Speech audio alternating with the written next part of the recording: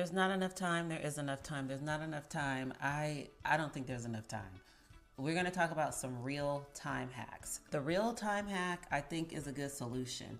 It's about repurposing the time you're already occupied physically, but not mentally. You're mentally free, so you can use that time to move forward your business. Here's how it works. Think about the time you spend doing routine tasks that don't require much mental energy. Cooking dinner or folding laundry. Waiting in a carpool line if you have children, or you're in an appointment like a doctor's appointment or waiting for the dentist. Commuting to work if you have to, or when you're running errands. Instead of just letting these moments drip by, use them to tackle things that don't require a screen or any kind of heavy resources. Here's how to do that. Example, when you're cooking, start brainstorming when you're cooking. We all have tons of ideas that we need to add to our business, to grow it, to start it, whatever we're doing. And a lot of times there's ideas that pop into our head, but we can intentionally start thinking about ideas popping into our head. A lot of times they just happen by coincidence, like when we're driving, when we least expect it. But make a mental note and say, okay, what do I need to brainstorm? What things do I want to do creatively? And you can easily use a voice memo to just talk out loud about your ideas, whether it be your next marketing idea, creative project. We all have that little voice memo on our iPhones, or if you have a Samsung, I'm sure there's some kind of voice recording there as well. So just have it in the kitchen, set it aside, and just push record and start talking to yourself. Like start, doing a verbal to-do list or brainstorm vision board. Because I tend to watch TV when I'm cooking on my iPad. I will binge watch whatever it is that I'm watching on Netflix or Apple TV, and I'll use that time while I'm cooking. But it might be a better idea, more productive, on days that I feel like I don't have enough time, to just use it to take verbal notes. When you're in an office or you're waiting for an appointment, we have notes. You can make a note outline and type. If you're in a room with other people, of course, you don't want to be talking out loud or having them hear and all in your business.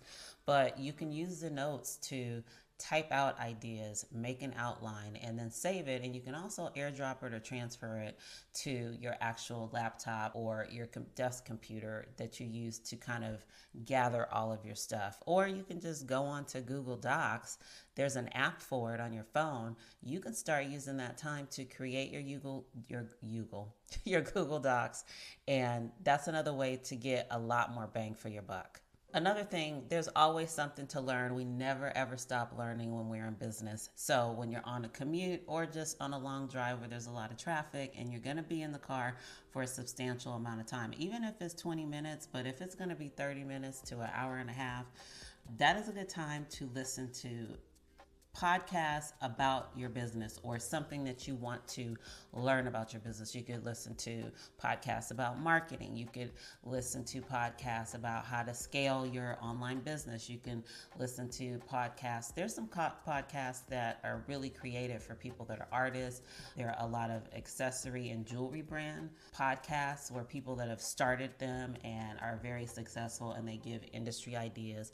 Audiobooks is another thing where you can get more bang for your buck. I like to listen to music. You don't have to just dedicate your entire driving time to something educational, but if you see there's an opportunity there, why not take it? You can also use audio notes in the car, although you have to be kind of careful because it does require pushing some kind of button. I get ideas all the time, and it's like, why does it always have to be at 2 a.m. when I really should be sleeping? I just got up either to go to the restroom or to have a sip of water, and now instead of going back to sleep, I have the best ideas at 2-3 in the morning, and I'll make the mistake. Well, I can't say it's a mistake, but I'll open up my notes, jot it down, or I'll research something really quick and I'll take a screenshot on my phone so that I can go to my photos to see what it was that I was thinking about, because I tend to forget. So today, day 12 is short and sweet. It's just about those 3 simple little hacks that you can use when you feel like you don't have time.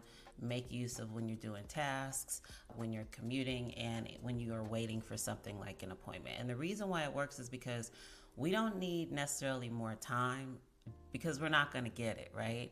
but it's an idea of just repurposing the time that we already have, and we don't have to do it 7 days a week. Even if we did it maybe like 4 days, that's a lot of time that'll add up.